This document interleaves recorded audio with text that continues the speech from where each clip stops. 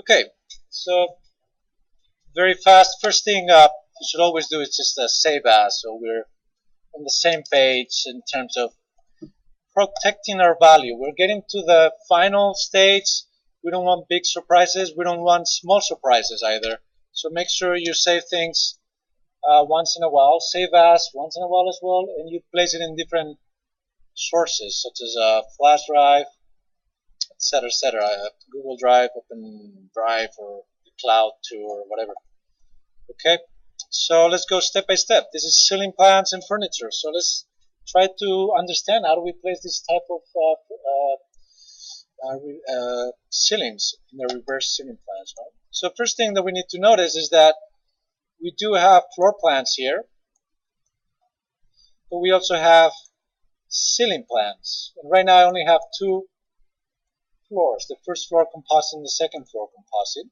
So to get all the floors, if I wanted them, will be under View, Plan Views, Reflect Ceiling Plans, and I could select all of them or the ones I need for now, 4 to 5 and 3rd, etc., etc. So you can add as many as you want, and they will appear there. You have to rename properly. And as I said before, if we go to Find View, what we see actually, and this is accurate, we see beams on top. We see the partitions being cut, but we don't see ceilings. The reason why we don't see the doors is because the reverse ceiling plan is normally cut above the doors, okay, and then you look upwards. So you double click on, let's say, level 5, and I'm going to start dealing with the level 5. And I'm going to, for example, create a ceiling in this particular unit, okay. So here's how it works. Architecture, ceiling. There's two types, automatic and sketch. If it's automatic, you just jump to each of the spaces, and I don't know if you see it, there's this red or orange or whatever color, reddish type, that is highlighted for you, and you just click. You can escape, and you have a ceiling. I'm going to do it again, Control C. Ceiling. And if you have partitions dividing a space, you will get that line, that red line. Now, before clicking OK, it's probably good to think of what type of ceiling you want to place in each room. No? As you can see, we have the generic, and we have the 2x2, 2x4, and gypsum wall boards. So pretty much we have already by default the three types that we're going to use. No? If I click on the 2x2, we get this organization. If we click the 2x4, this other one, we get the gypsum wall board, we get this other one, which pretty much you don't see anything because it's just a flat type of surface. But let's go to our section to see how those look. WT, zoom extend.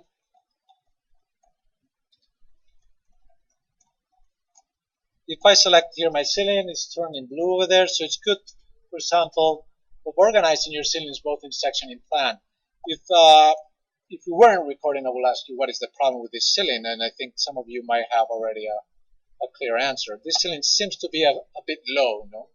Now, the default of the ceiling is set to 8 feet, which is a bit low, so I would recommend that before you place the ceiling, you actually set this to be your 10 feet, for example.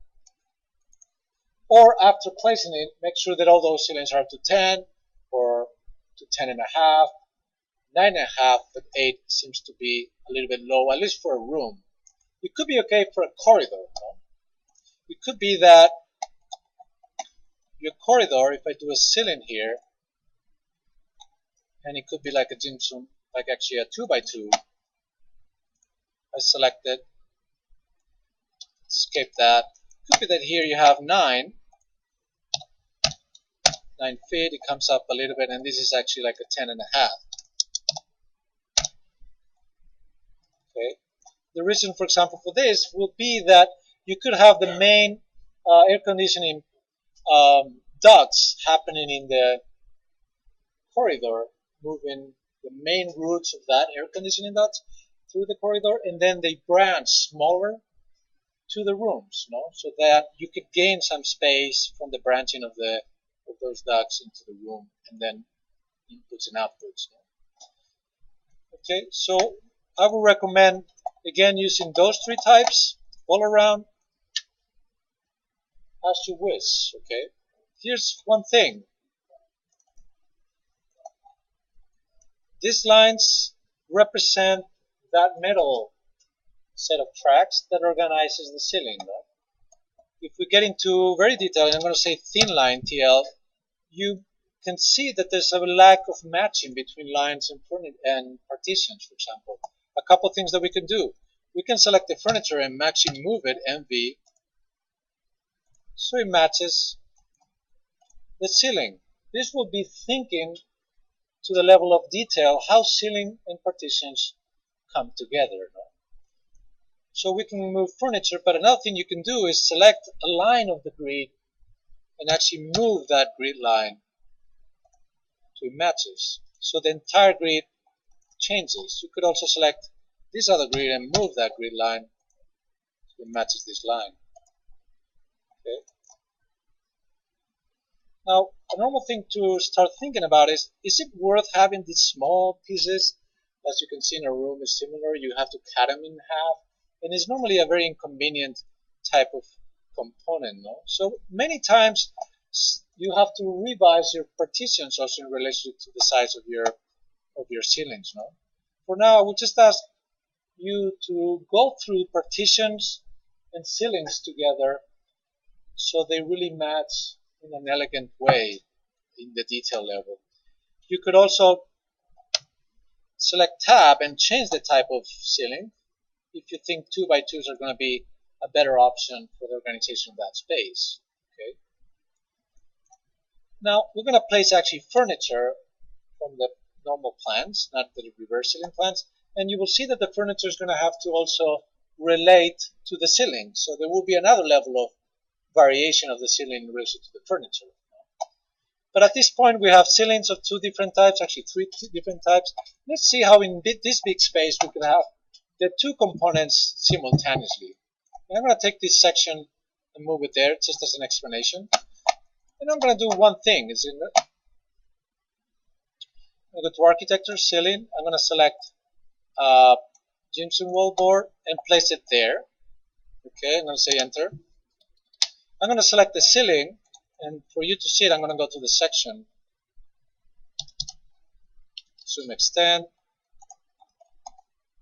I'm going to select that ceiling, this right there. I'm going to place it actually at 10.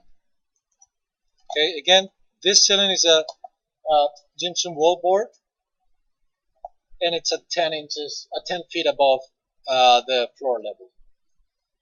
Can I implement inside of itself another type of ceiling? Yes, you can edit boundary, and you can draw inside any type of enclosed polyline. Say OK, and if you see the ceiling, I'm going to go to thin lines again, and that what allows you to do is an opening in that ceiling. There you go. So now I can do another type of ceiling, and instead of having automatic, I can say sketch. And I can pick lines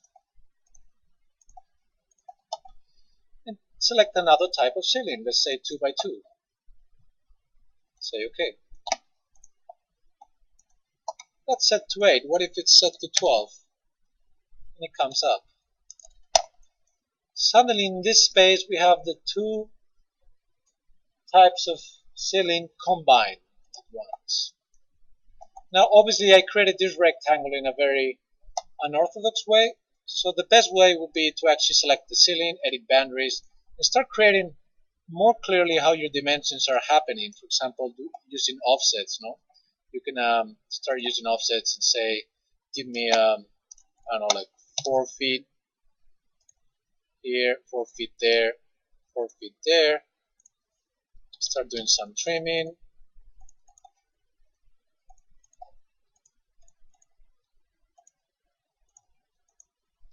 And obviously we cannot use this one. So though this will be the same offset from the perimeter partition walls. And we say OK. And that changed obviously the cut, but not this one. We can just select edit boundary and move this to the sides. No? Move, move.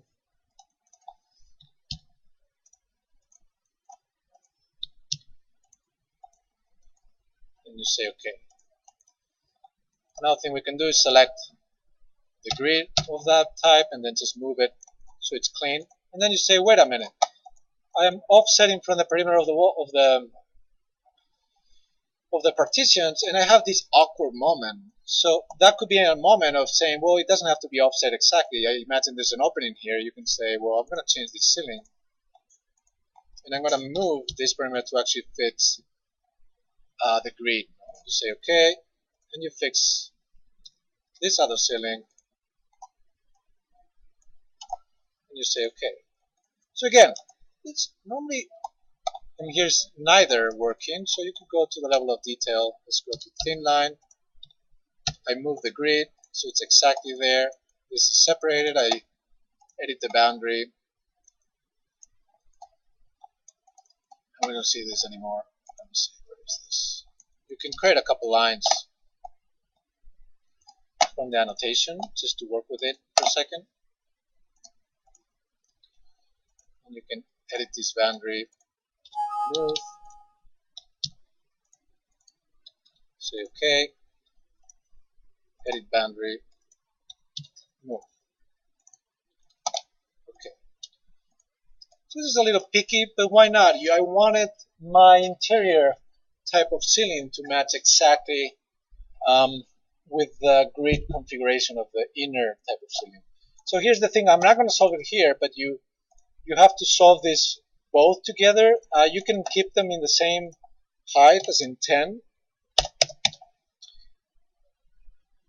Oops, not 100, 10. Or you can have them as 12, elevator or underneath, but then you have to do a partition. So it would be a matter of creating a partition here of one-sided and fixing this side elements. I'm going to do that actually in the atrium in a second. So a good way of tracking how things are doing is to place a camera inside of the space. So you go to the floor that you're working on, and you place a camera from that floor inside. You normally have to obviously fix this. By the way, if you place a camera from the ceiling, it's going to go to the ceiling and show that ceiling, which is a little weird, obviously. So you can just come down and see how you're accomplishing that space. See, look.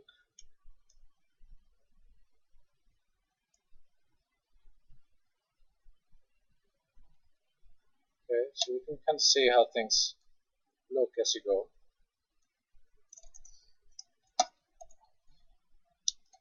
Good. So in theory, as you move on and do the ceiling of one floor plan, I recommend that you have all the ingredients of the type of ceilings that I'm asking you, those three that are mixing, the two type of grid configurations, and the gypsum wall board configuration. In general, your section should contain that idea of the ceilings throughout the entire section as well. Okay. In the next video, actually, I'm doing the lighting and the air conditioning and the furniture all at once. So let's go through it.